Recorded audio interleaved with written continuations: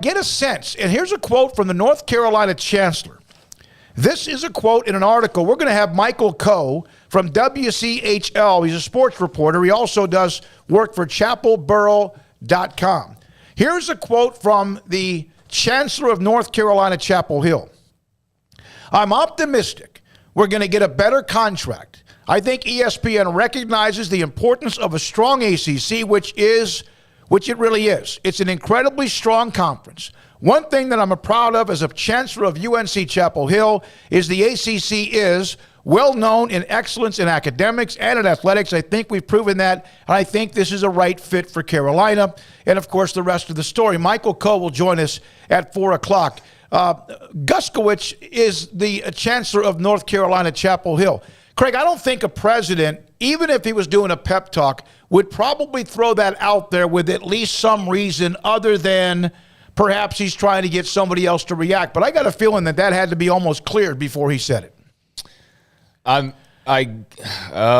what I mean, I understand what you're saying, that he would not say anything if there wasn't something, I guess, strong backing that. But what angle are you coming in from? That he's got some insight that they're going to get a redone deal and save the ACC? Or I don't think that he would bring that up if he didn't think there was something at least that is on the horizon with the ACC and ESPN. Now, why would ESPN do it? There's no reason. Exactly. Other than that they want to protect who is in the ACC if, in fact, this super conference, mega conference, whatever people may think, is not really going to happen. Yeah, I mean, I guess, people can read into that a couple of different ways. I may be more pessimistic, than most, so I read that and I don't necessarily go, oh, he's got a little trick up his sleeve that he knows about, that the ACC is going to get a new deal.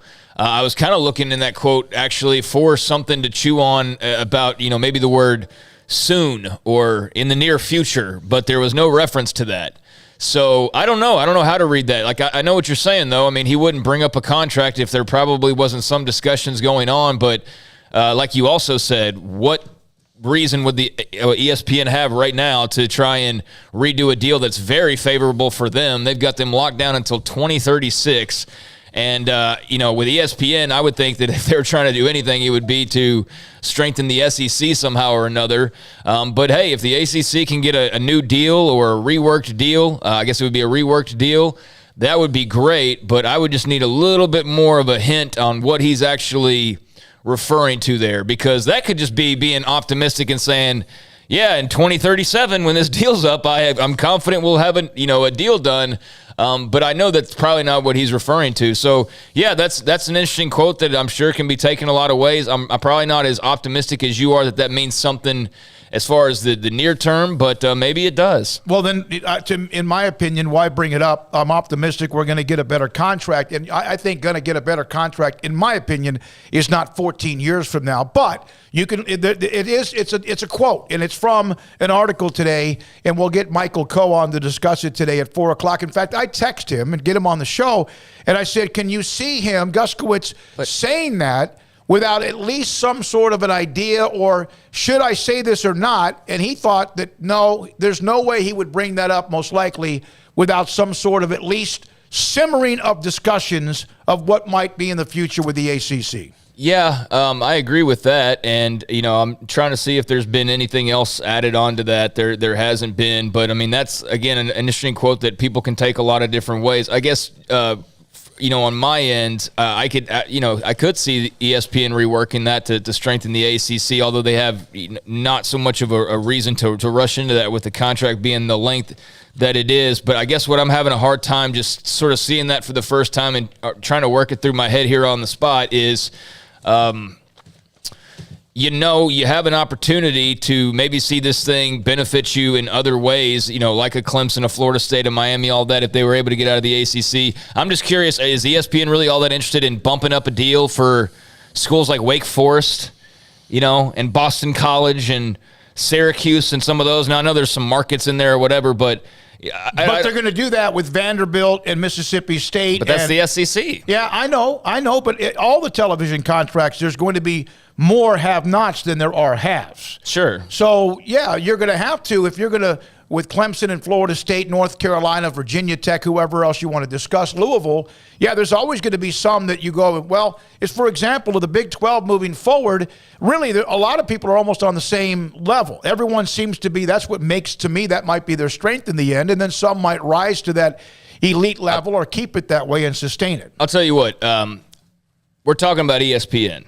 This is the same network that tried to just casually in the dark of night, work behind the scenes to get Oklahoma and Texas out of the conference. Did they not? Yeah, they did. To go and strengthen the SEC. Yeah, they did. They did do that, and we know that they did that, even though the denials and whatever, but it's pretty clear that they were involved to a large extent with that. And we've heard them and Fox basically throughout this process. So, I'm just saying from my more negative opinion of ESPN, I would just be shocked if they were like, you know what, ACC, yeah, we're going to come in and rework this deal for you, and everybody's going to stay pat for the next 20 years, and it's all just going to remain the same, and nothing changes except for we give you a better deal and more money. I have a hard time seeing that, even if it is their product, because I just look at them more negatively than that, and I would think that ultimately they'd probably want to do something a little more nefarious, but I'm probably being far too negative, and I admit that. You might be, and that's really, I mean, you're being who you are as far as your opinion. I just don't trust ESPN. Well, I don't either, but I also think no matter how greedy they are, no matter how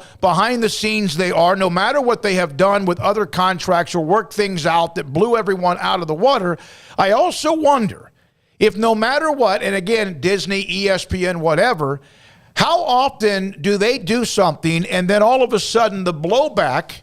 And this is not just the Blue Bloods being happy, because not even all the Blue Bloods. Nick Saban was on with Greg McElroy, the former Alabama quarterback who's with ESPN. He was asked about realignment, and Nick Saban made it clear. He goes, one of the things about college football that we always liked as far as from a competitive nature, everybody has 85 scholarships. I know there's been the rumor that if they go to these super conferences, they might have 105.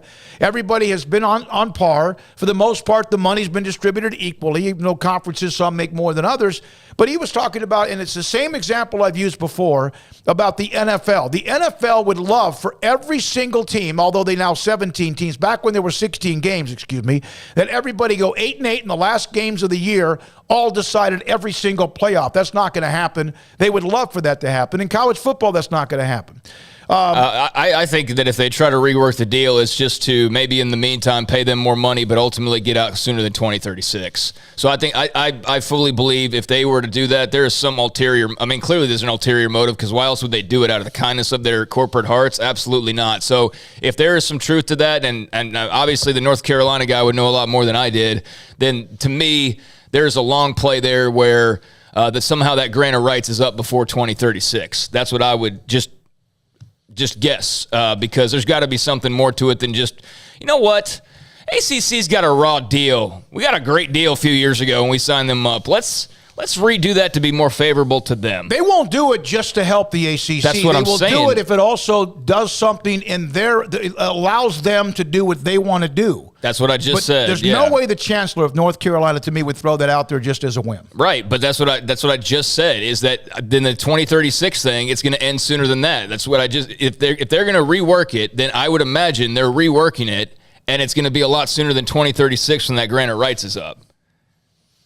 So that benefits them, because then ultimately, maybe in a shorter amount of time, rather than waiting for 12 years, they have to wait 6 or 8. They wait 6, and then all of a sudden they can go grab Miami and Florida State and Clemson and whoever else they want to, and go spread them how they see fit. You see what I'm saying? Yeah, no, that's a great point. That's a very good point. Ultimately, to look at it that way. Again, it's another coup for them if they were to do that, because otherwise, why do that? I mean, why? You have every position of power.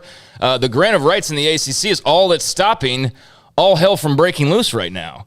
If it was the grant of rights was coming up the same time as Oklahoma and Texas, or the same time as the others that have been involved, USC and UCLA, others in the Pac-12 that have been mentioned, if the ACC was a 2024 contract situation like the Pac-12 or the Big 12, like in that vicinity, then I don't think they'd be reworking deals right now. Why? Right? Because they'd have a new deal coming up. So with it being 12 years out, I think that must mean that, yeah, there's got to be some caveat to that. And I would guess, with no insider info, that would mean maybe shortening it so you ultimately get what you want a little bit sooner. But that's just the pessimist in me. I have